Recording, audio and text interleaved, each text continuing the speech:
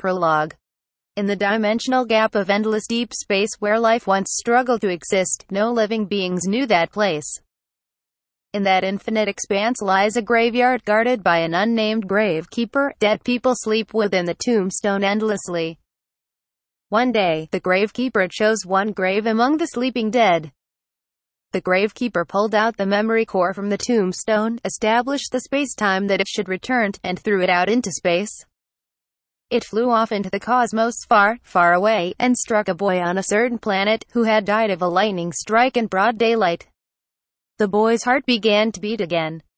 The gravekeeper even sent the personal effects of the dead person to rest beside the boy. The core of the dead person assimilated with the core of the boy's body, who wasn't ready for death, and the union of consciousness began. Thalmus' pulse, it had completely stopped. But now, I can feel it. He heard a young woman's voice after his sense of hearing was connected. The voice was trembling.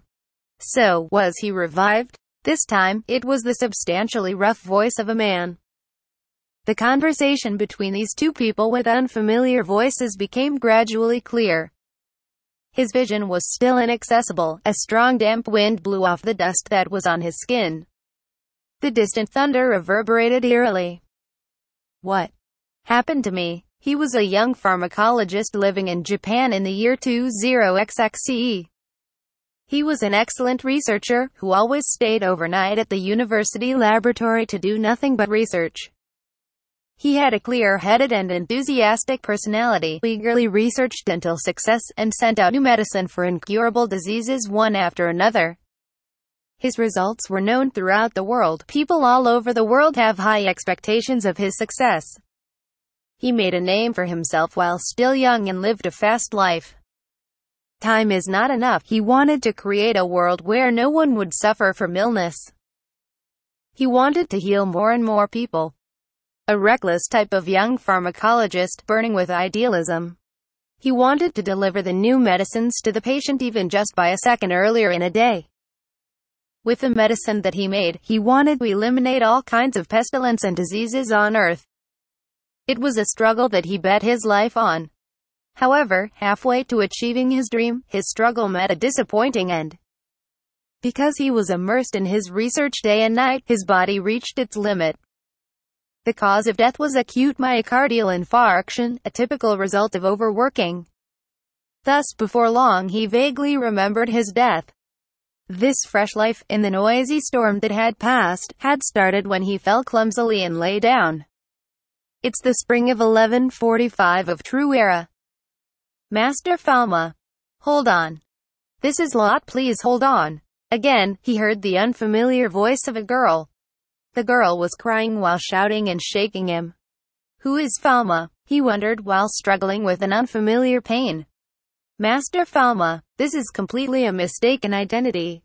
He was lifted by several people and was carried. Falma de Medicis, a boy who is an apprentice to a royal court apothecary.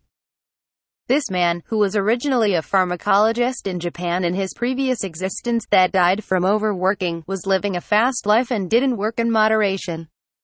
Chapter 1. The information came bit by bit. The room was made of stone and the ceiling was low. A red tapestry hung on the stone wall. The window was small and dim even though it's daytime. There was a fireplace in the back of the room. In it, firewood was crackling as it burned. He laid on the bed covered in rustling bedsheet. It smelled like straw. He was perplexed as to where the heck this European-style building was he carried to actually was. Where is this? He asked the girl while feeling uncomfortable. Falma-sama, you were hit by a lightning. Do you not remember? She moved in close to his face as she looked at him with a great worry.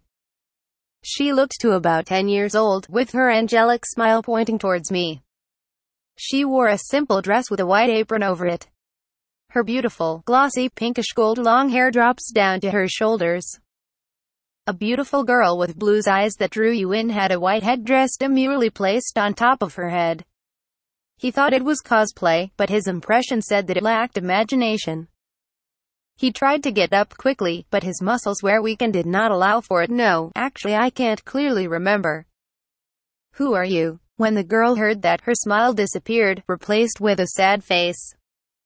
Did you mean that you have forgotten about me? It seems you were struck by an unusual blue bolt of lightning. I'm sorry, it seems to be. I might have gotten amnesia. She then cleared her throat, straightened her face, lifted a little bit the hem of her skirt, and did a curtsy. Well then, I will introduce myself once again.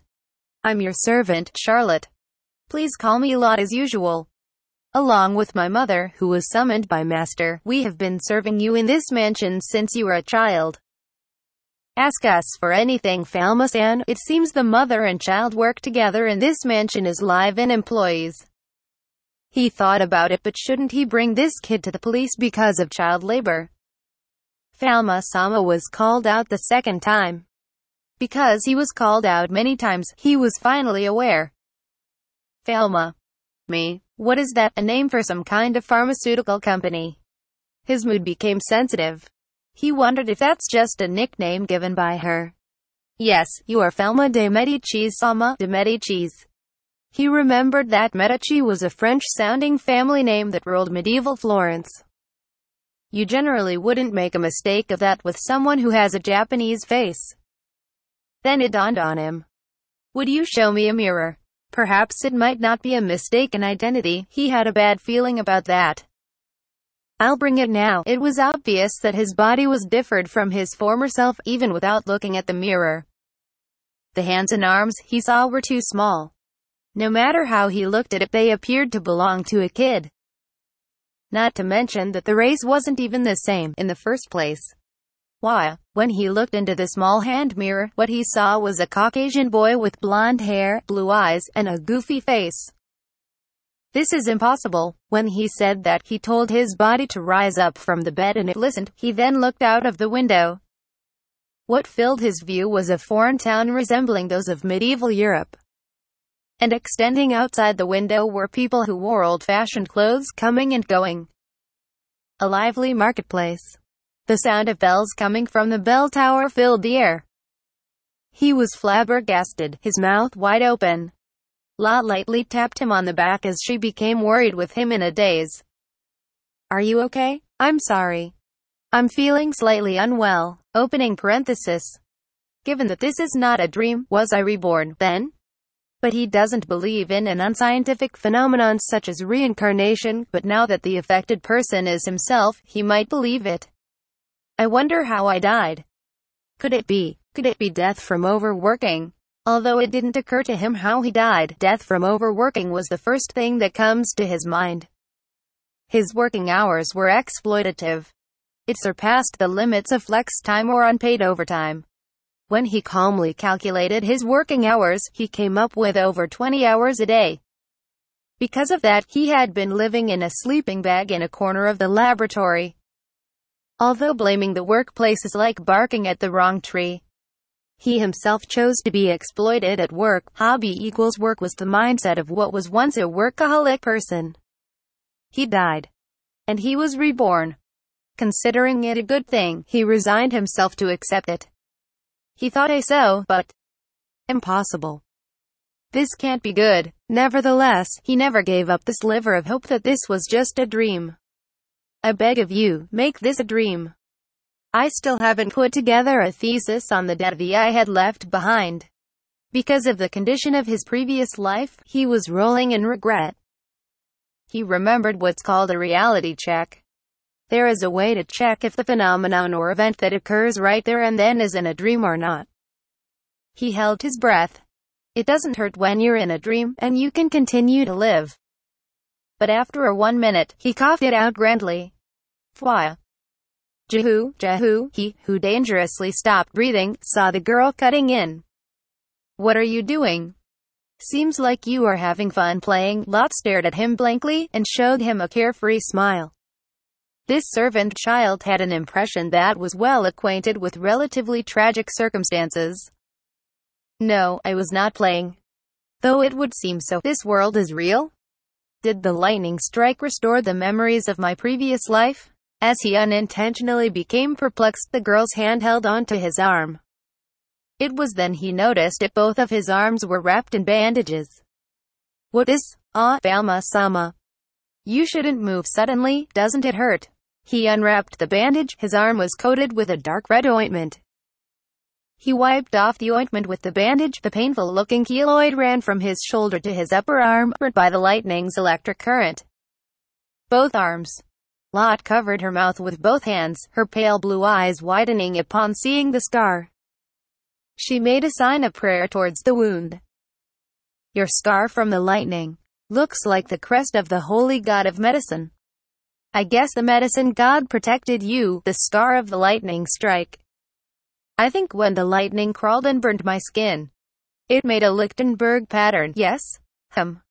No. Since Lot looked puzzled with a smile on her face, he paraphrased it as the scar made by the lightning. However, she believed that it was a holy symbol granted by the holy god of medicine.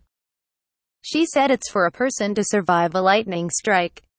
Well, certainly it is so, because she had devout faith. His inelegant words were spoken ambiguously, and so he learned that it's safer to just conceal the scar that resembles the medicine god's brand.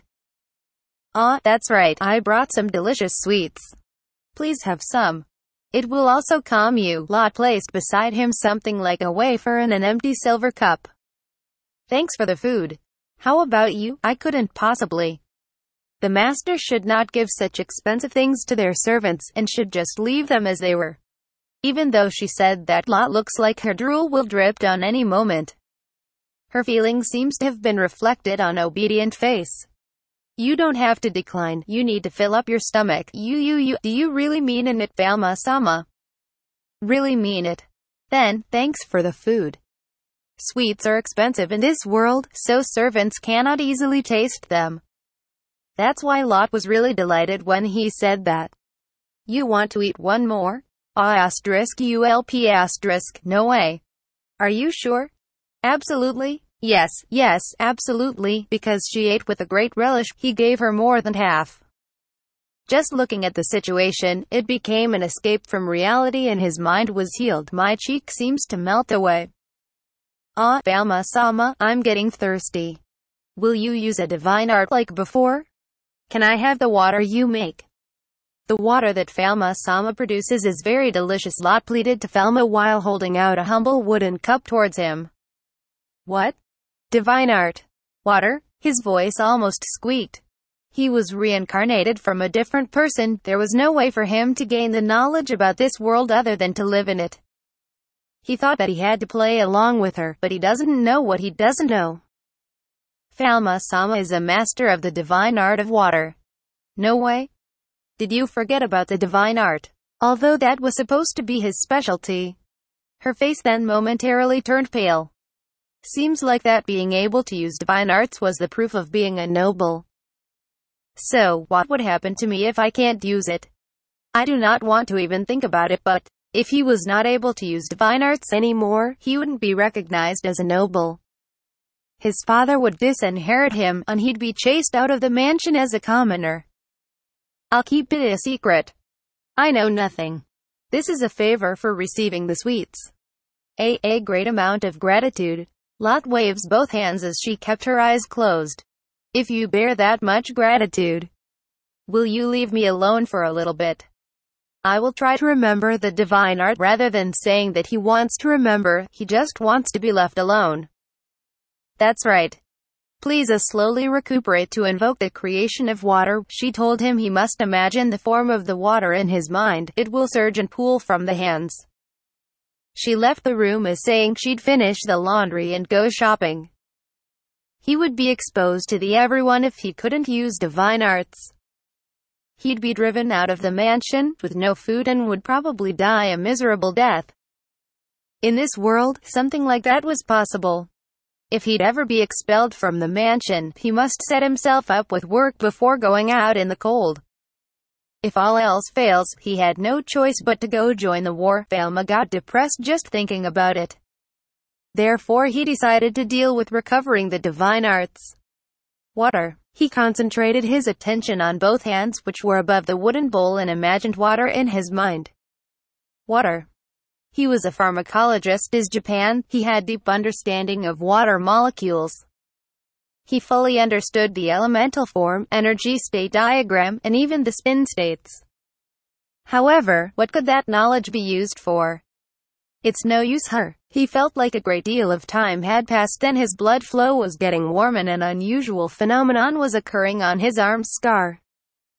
He realized the scar was emitting a strong bluish-white color, an intense neon light shot out. What is this luminescence? Nervous and surprised, sweat was oozing out of both Falma's hands. But the amount was too big for it to be just sweat. Sweat? No, it's different. Water. It's water. Water gushed out and didn't stop. Rather than coming from his body, he felt like it's calling out a power of a different dimension. He doesn't want to flood the room, so he stuck his hands outside the window beside him in panic. At the same time he felt some relief as water gushed out like a fountain. Stop, stoop. Stop it. Lockton told him how to stop it. When he imagined the water turning off completely, the production of water had stopped. Phew, he took a big sigh. Falma-sama, a soprano voice can be heard from outside. When he looked down out of the window, he saw Lot looking up and waving at him in an herb field. It's water. Does that mean you remembered it? Sorry, you got wet. I got wet. It's refreshing, Tilda. I like it. Because it rained, she was spared her daily work of watering the herbs. And so Lot laughed.